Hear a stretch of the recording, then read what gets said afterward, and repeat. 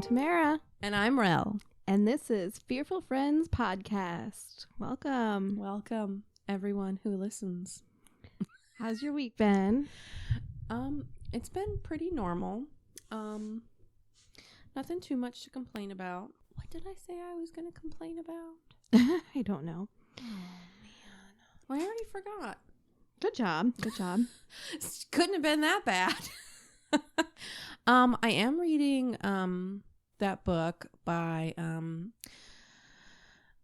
don't remember the author either, but it's called American Ripper, and it's about that Gerard John Schaefer dude, the dude in our area that was like a mad serial killer.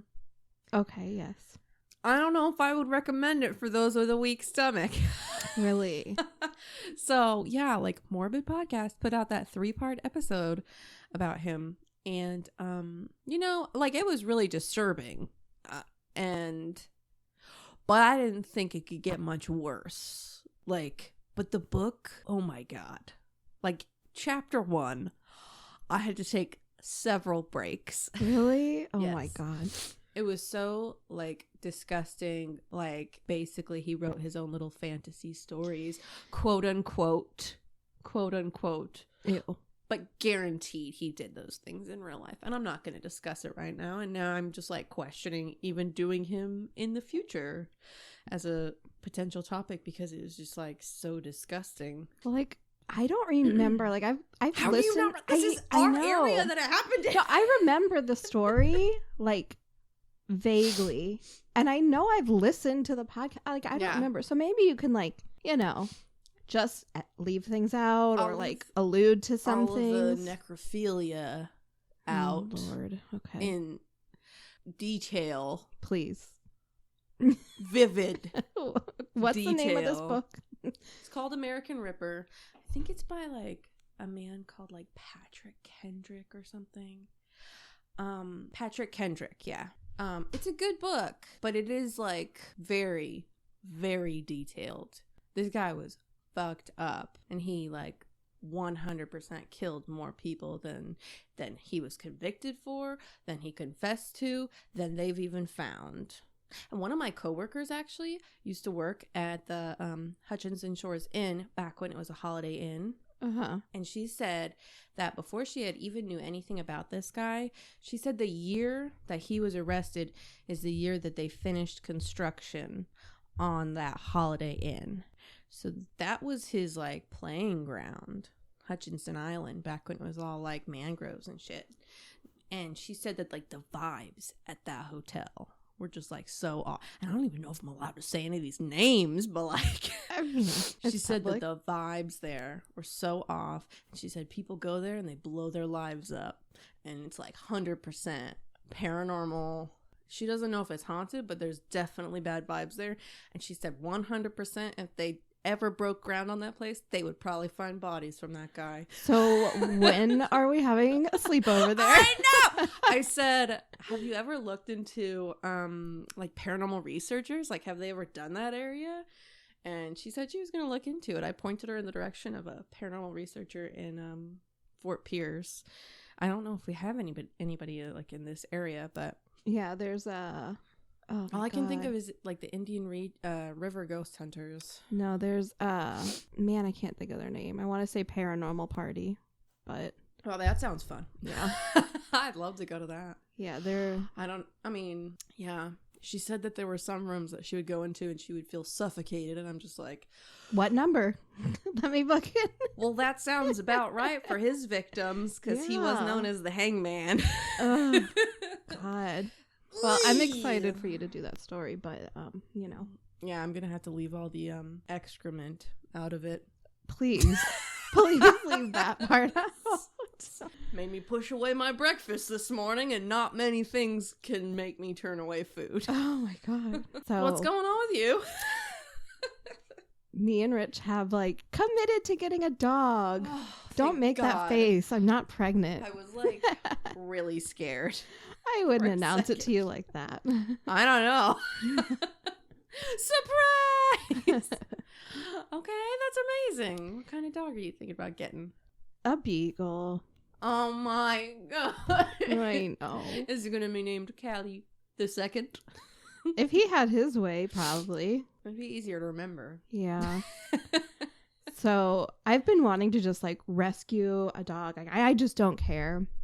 And that's kind of what's been keeping us from getting another dog. So, but then he found a beagle rescue and he applied to them. Beagle rescue. Yeah. And they have like 8 dogs right now. He applied to them. Where are they based out of? I think Miami. Okay, Yeah. that's not bad. Yeah. So they want like your whole life story.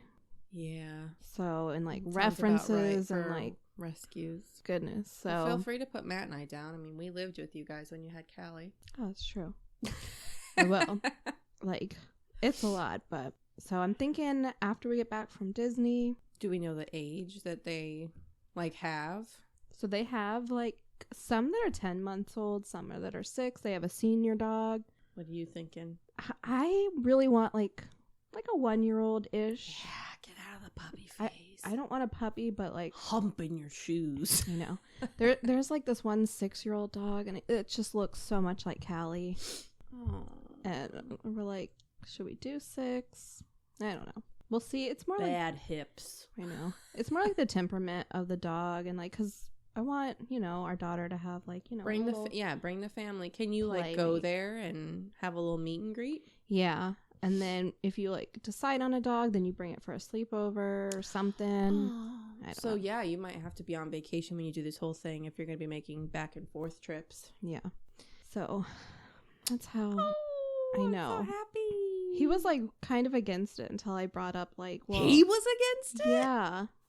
Man. Just like financially mostly. And then I was like, I get it. I've been really looking into pet insurance and it's so much more affordable, and I was against it too. The financial part and like the surprise vet bills are really what has kept me from getting a dog. So I was against it too until I started looking into the insurance. I get it. I also threw out my back this week.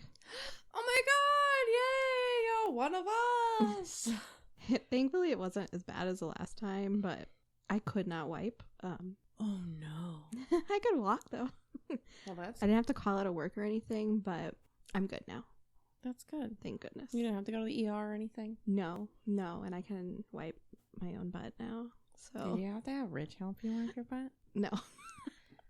I just like that's like my worst fear. Suffered in pain and then got in the stinky shower. Bottom. I just take a shower. He's like, "What's that smell? My back hurts." I think he would just take me outside, like hose you down. My hose doesn't have enough power for this. Let me just stick my thumb on the nozzle. Really shoot that jet in there. So how's work been?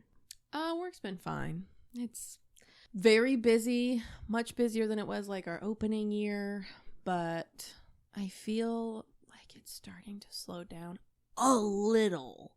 Like I'm still busier than I was last year, but I feel like I could breathe a little bit today, and I only got annoyed every like 10 seconds instead of every 5 seconds. Here's my bitch of the week. Mm-hmm.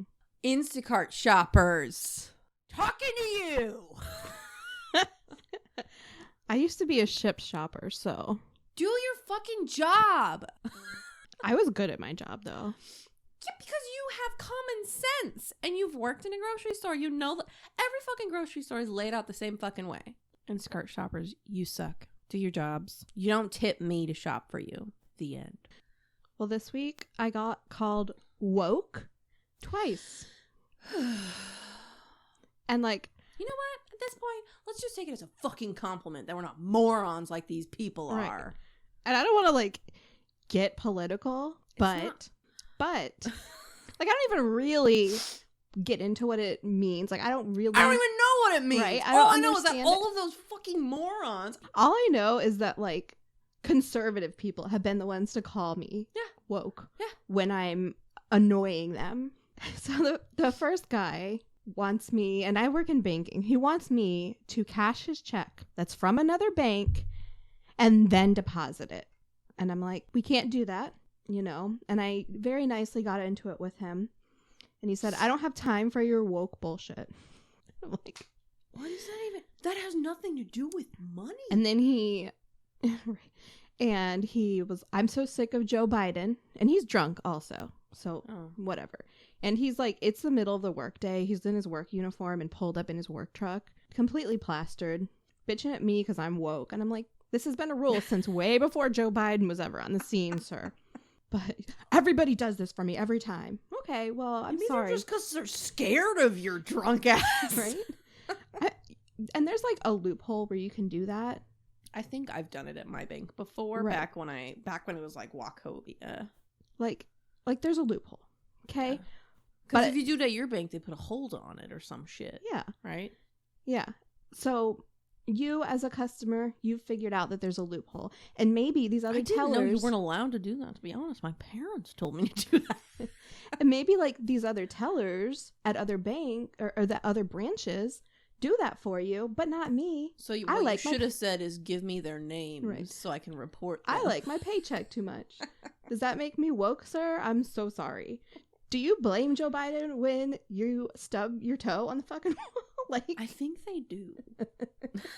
I honestly think they do. And they don't even know why they don't like it.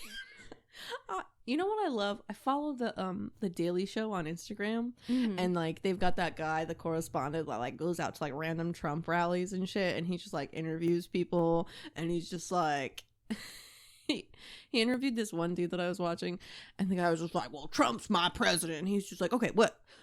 Trump was your president. Can you just agree that Biden is your president? And I was like, I don't know, I've never seen him go into the White House. It's like, what? I mean, I guess some people would say that he is the current president, but he's not my president. Okay. It's just really fucking funny. And then the second lady came in and tried to deposit a check that was dated for March of last year. And those people probably don't even have the money in that account anymore. And I'm like... So in my mind, I'm assuming that they just put 22 on accident instead of 23.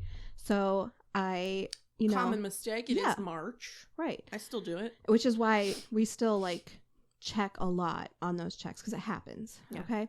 And checks are only good for 6 months unless it's stated somewhere in print or whatever. Did not know that. You're teaching me so much today. Yeah. About banking. Yeah. And so I do her other transactions and then I tell her this and she's like, oh my God. And she's in the drive-thru, and I'm like, okay. And I'm saying, all right, there you go. Have a great day. This is really inconvenient for me. And I'm like, bestie, I didn't write that check. Bestie. If anyone's being inconvenient here, it's you. Right.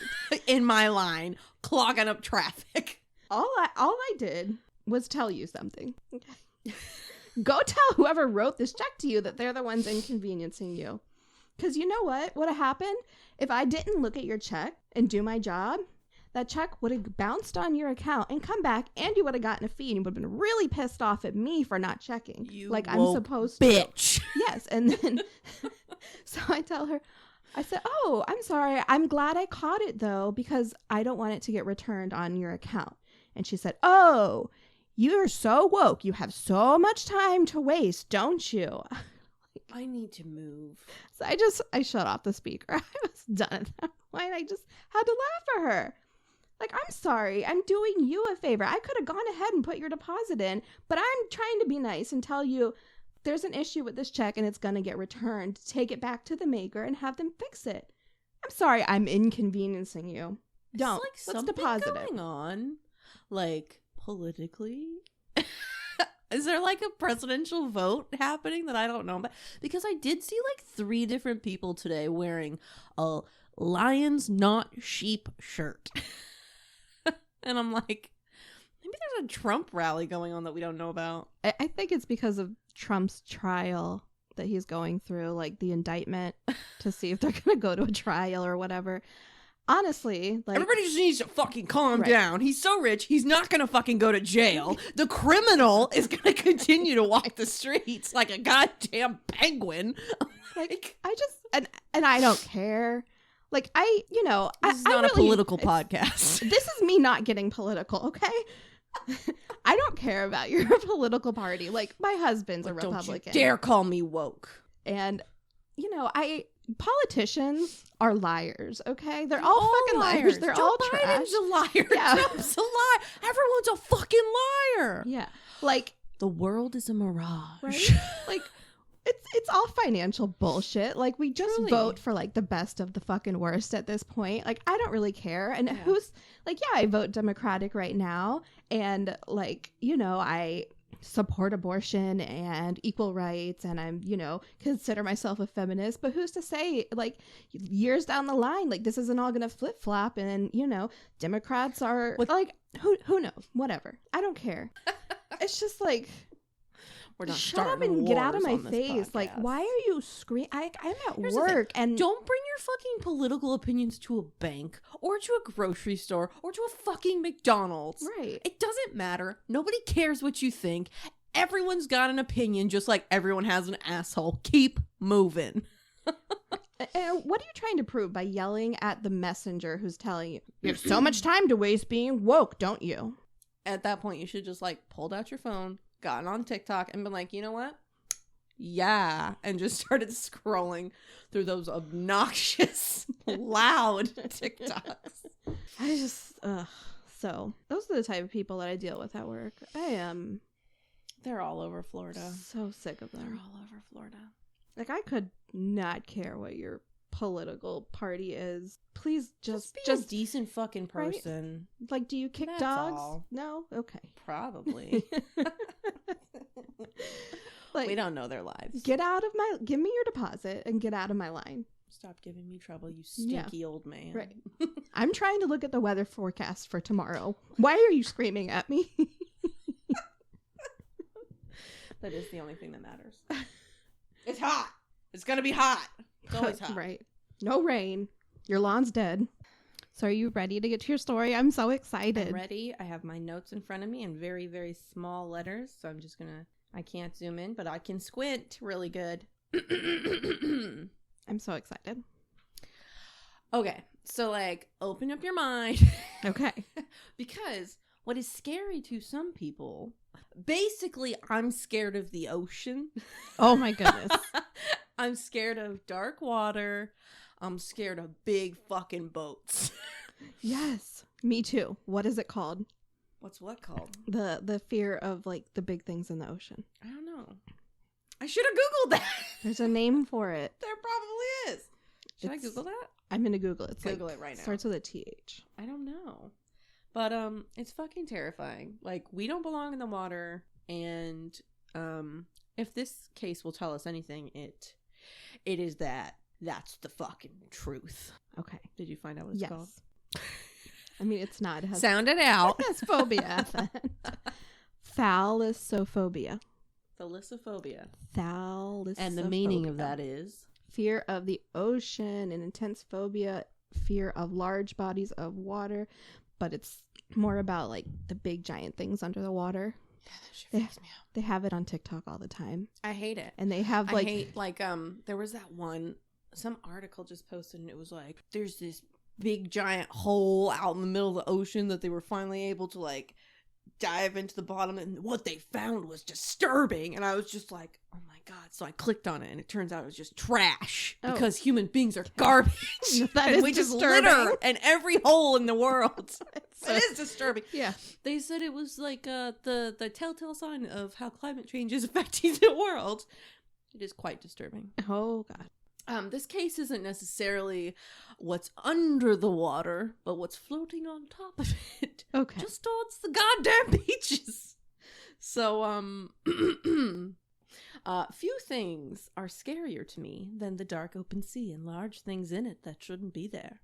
So I absolutely couldn't imagine the fear that the residents of Ashbury Park in New Jersey felt as they watched a 508-foot-long, 11,000 gross ton luxury cruise ship appear on their seaside town's coastline, engulfed in flame. Today, I'm going to be talking about the tragic SS Morro Castle disaster. Oh my goodness. Straight up, I had to take an edible after I wrote this case because I had such bad anxiety from like looking at the pictures and reading about the story. I'm never going on a fucking cruise ship. That's for sure.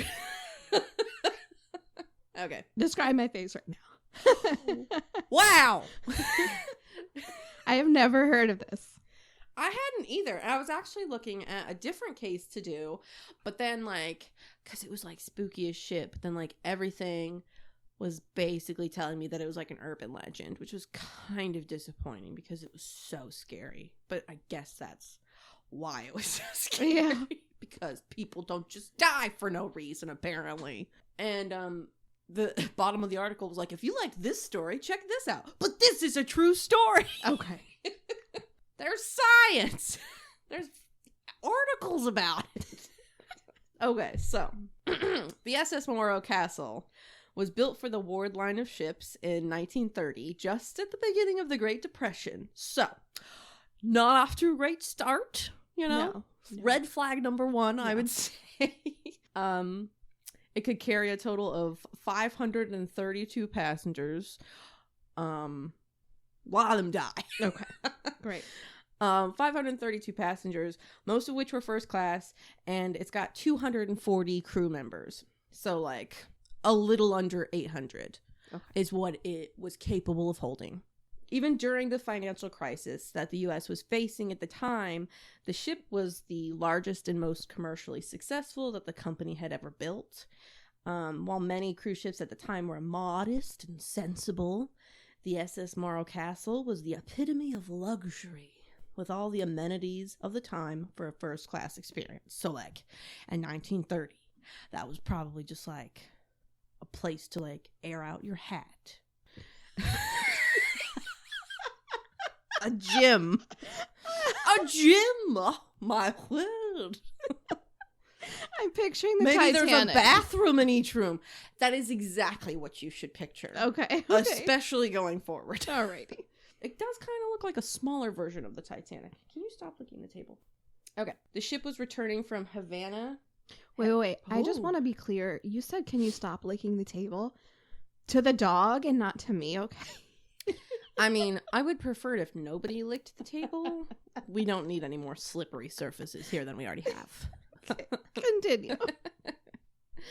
The night of September 7th, 1934, the ship was returning from Havana to New York. The captain finished dinner in his cabin and began to feel under the weather. I wish that everyone could see all the air quotes I'm about to put in this. I wonder if maybe Tamara could say air quotes every time I do it with my hands. Because okay. I'll be talking. I'll be busy. Okay. You air quote a lot. I do.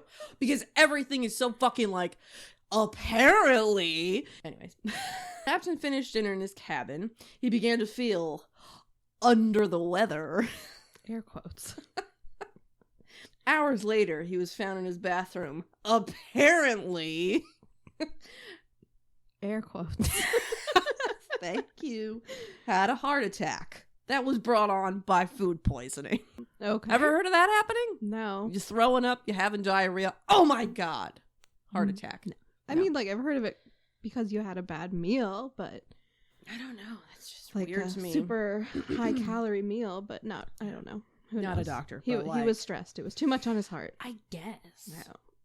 Maybe back then they actually had to sail the boat. I don't know. The passengers of the ship spent the evening drinking and dancing, as was the norm on the last night of any journey. They would have like a captain's night where, you know, you would celebrate him and they would all just like fucking hoot and holler and he would take a bunch of shots and somebody else would drive the boat, whatever. But they carried on anyway, even though he was dead. They knew he was dead. Dead captain's night. Yeah, while they were partying, the weather outside turned to shit. The wind got crazy and the waves were rocking the ship back and forth, which probably, you know, sobered up a couple people enough so that around 3 a.m., one of the passengers that was in the smoking room found a steward on duty and told him that he smelled smoke. In the smoking room. Okay. It's just funny to me. He must be able to differentiate the smells. Luckily, the steward began a search of the area and found a small found a small fire in a locked cupboard in the first-class writing room on deck B. I'm guessing that the steward thought the flame was going to go out on its own. What? Why? Did he just leave it? He's just like, well, it fucking spread, and nobody put it out when it was just a small fire. Oh, there's a fire. Okay. Yeah. So, the fire spread quickly because it's 1930s and everything is made of kerosene and tinder. Oh, God. So, yeah, the fire spread quickly across the carpets, up the walls, catching on the paint on the railings and the decks, and the wind outside the ship was spreading the fire even faster and faster through the hull. The corridors started filling with thick smoke that people couldn't breathe. Fumes. The glass windows started shattering and like raining down on all the people that are hooting and hollering on the deck. And this is like nighttime. Yes, 3 a.m. The devil's hour, if you will. Yeah. Have you been on a boat out in the water in the middle of the night? Once. Could you imagine that? I was a child, actually. We were on a catamaran in Michigan, out on Lake Michigan. And they have those little net things where you just like lay just above the water. And I was fine. Now, as an adult, I'm just like, ugh. I went on a cruise. Mermaids. You don't know what you're gonna see. Like, it's just so dark nothingness. Like, you could be like in outer space. Like, it's For just all so you know. Yeah. dark and terrifying at night. Just wait. Okay. It gets worse. Right. Okay.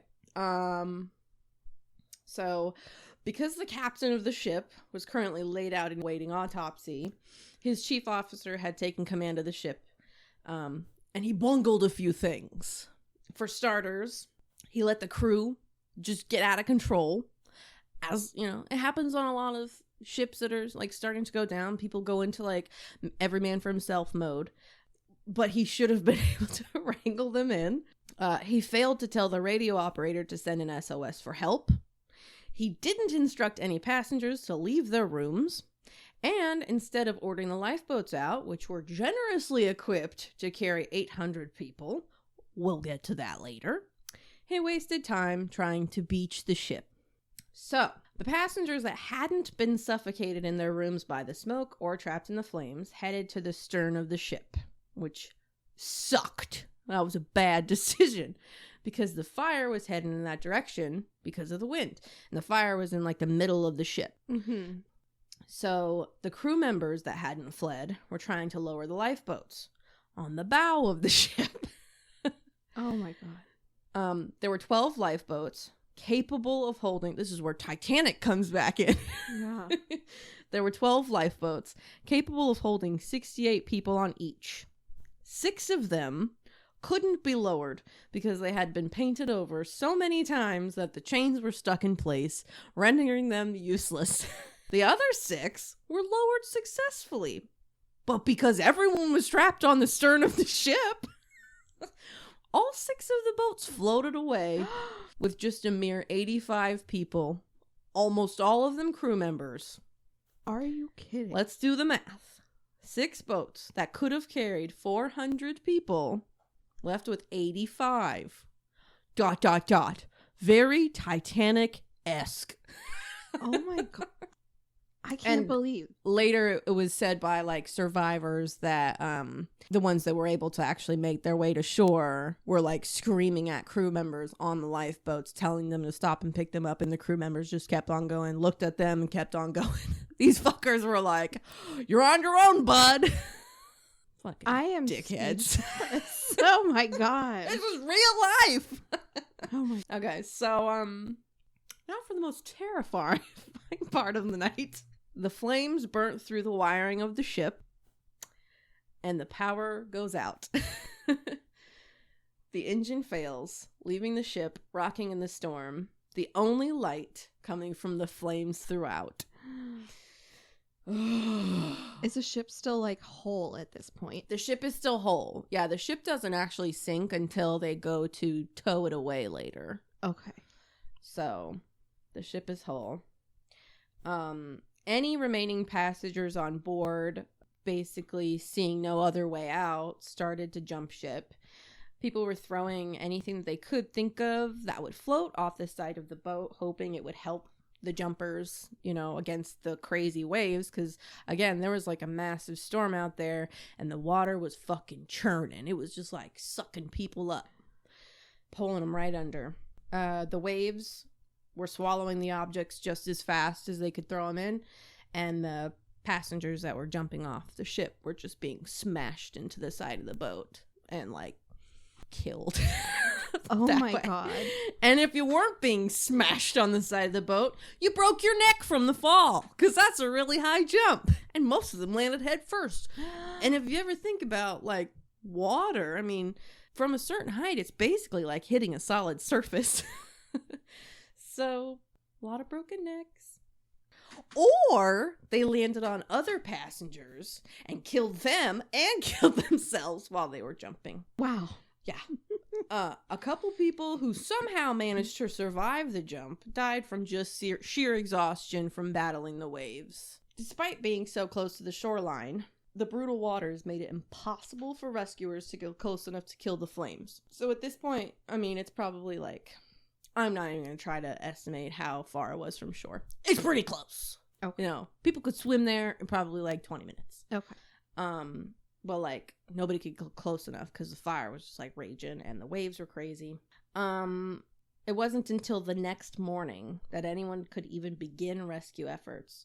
And by that time, like anybody who survived the jump and who survived the waves had already made it to the shore. In the afternoon on September 8th, the ship finally beached itself in Asbury Park, New Jersey, where it would then burn for 2 more days, attracting locals and, even in the Depression, tourists for months afterwards. Because it's a big fucking boat that washed itself up on shore. And it was like a ghost ship, burnt out and charred. It was terrifying. I'm terrified. I know. It gets better.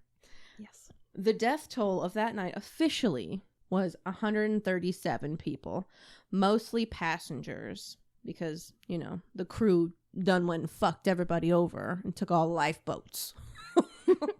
And that number possibly could be any higher, because if you think about it, it was coming from Havana and there could have been stowaways. So that's like really sad. Yeah. And they were probably on the bottom of the ship where they couldn't get out. Oh God. Yeah, cargo hold. Now for the shady part of the story. The investigation into the fire was kept very hush-hush, which a lot of people, even at the time when they didn't question authority like we do, they thought it was real suspicious for just like a passenger ship. The cause of the fire was never even released to the public.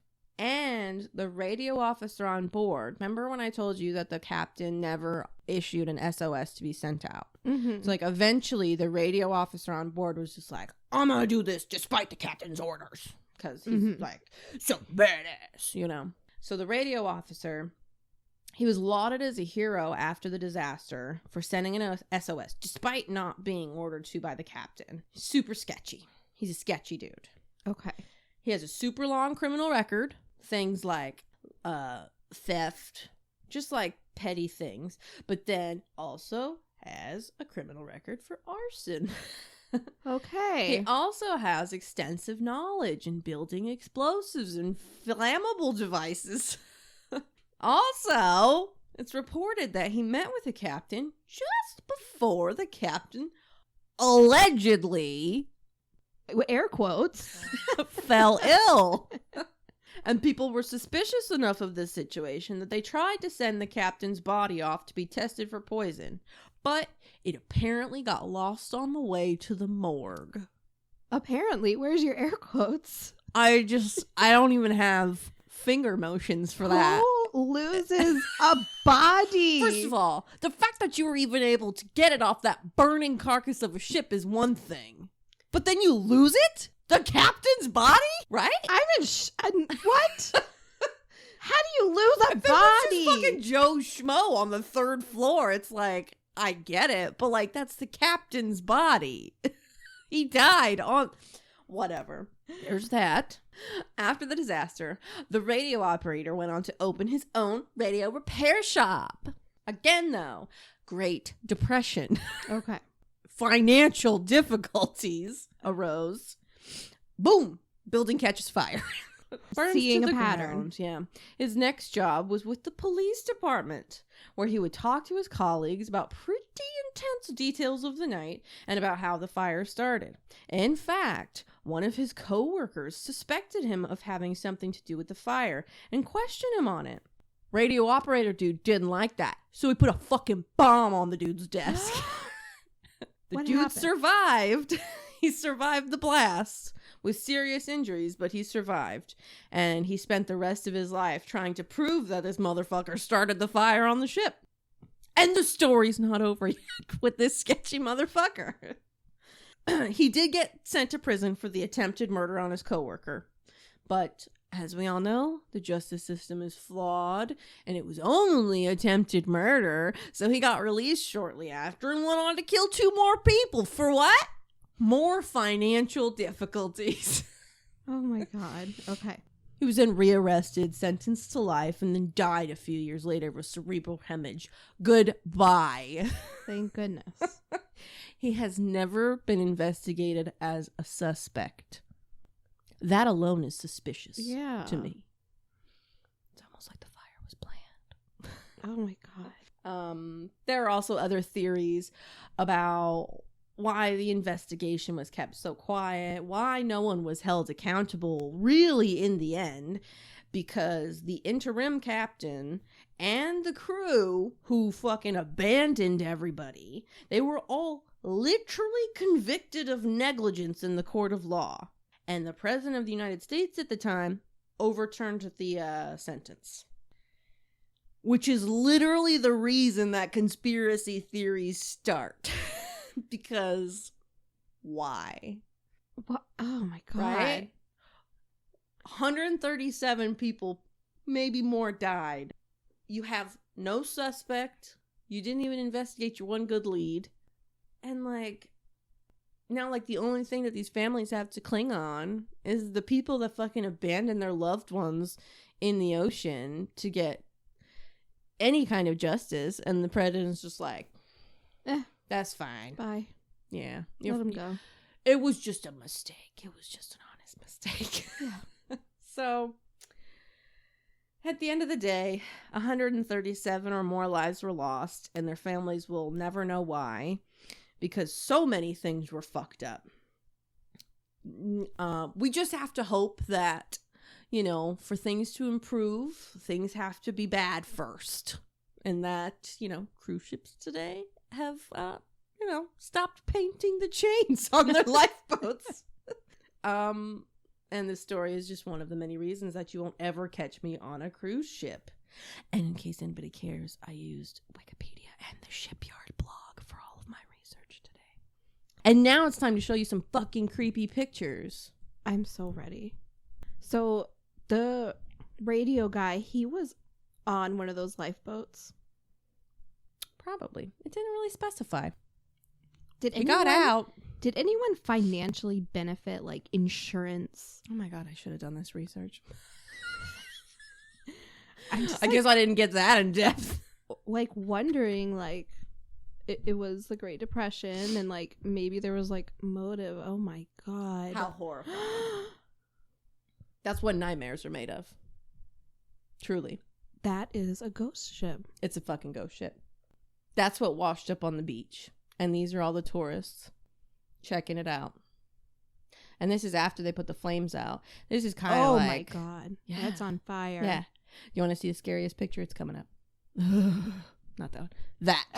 That is what those people had to see. Oh my god. Ah! Google these images. This is the SS Morro Castle in Asbury Park Beach, whatever, New Jersey. Asbury Park? Yeah, Asbury Park, New Jersey. Oh my god. That's so scary. As a fucking ghost ship. So what I know is that after this happened, it basically sat there for I think it was this was in September. In March of the next year, it was finally towed away. And then there's speculation that it actually sank on the way to being towed. They just lost the ship, basically. Just like they lost the captain's body. It's just so oopsie. But that's like, air quotes, speculation. Just another one of those shady fucking things. Oh my God. That happens with a luxury liner. That was awesome. That was crazy. Oh my goodness. Thank you. Took me about I can't 3 believe hours. I've never heard of that. Me either, and I wish I had never heard of it. Right? That's Oh my so God. Scary. I was really I had such bad anxiety because I was just like, I never want to go on a cruise ship. My husband really wants me to go. I don't know. Really freaks me out. Just being out there in the middle of nowhere with a whole bunch of fucking annoying people who just want to talk to you and have weird threesomes. That's what a cruise ship is. That's what that is. Yeah, that's exactly. Are you wearing pineapple pants? Me too. We should go on a cruise. I'm not going on a cruise with you. A couple's cruise. Come on, that would be so fun. Did you not listen to this story? The crew will abandon us. We're all gonna die. Only on a much bigger ship, which, if it sinks and we're on it, it's just gonna take us right down to the bottom of the ocean. I don't want to see the bottom of the ocean. You know what's down there? Trash. Flight MH370. I watched a documentary about that the other day. Oh, God. Is it MH? I don't know. The Malaysian plane that went missing. Oh, my God. Okay. Did you see that documentary? No. No. You've got I still time. know nothing. You have time on I your don't hands. have kids. It's when I should be doing notes. It's when I'm playing Hogwarts Legacy and fucking watching documentaries that I have no business watching. Yeah, I'm repairing toilets when I fixed my dryer last week. I'm so proud by of you. myself. I hurt my arm doing it. But you saved a lot of money. I did. I hope that it hasn't caught fire in the garage. I have it running right now. You have homeowners insurance. Yeah, but I need to live here. I don't want to catch it on fire my first year. What a rookie move. All right. Well, come back next week for our next episode. Tamara's going to tell us a story. What are we leaning? True crime, paranormal, fucking lame-ass cryptid. I actually might do a cryptid in the future, but it's a spooky cryptid. It's not fucking Sasquatch. All I'm going to say is it's spooky. That's all I'm going to say. I'm excited. Okay. I'm excited too. Yeah. I need more than that though. Just wait. What if we pick the same story one week? Whoever does it first does it first. What if I do my notes early because I'm going on vacation and I want the time to do notes later and then you take my story? We need a middleman. Murphy? He's not up. Sleeping. Yeah. Very soundly. Breathing really fast. Is he all right? You baby boy, smush face. All right, everyone. Take care. Don't go on boats. Bye-bye. Laters.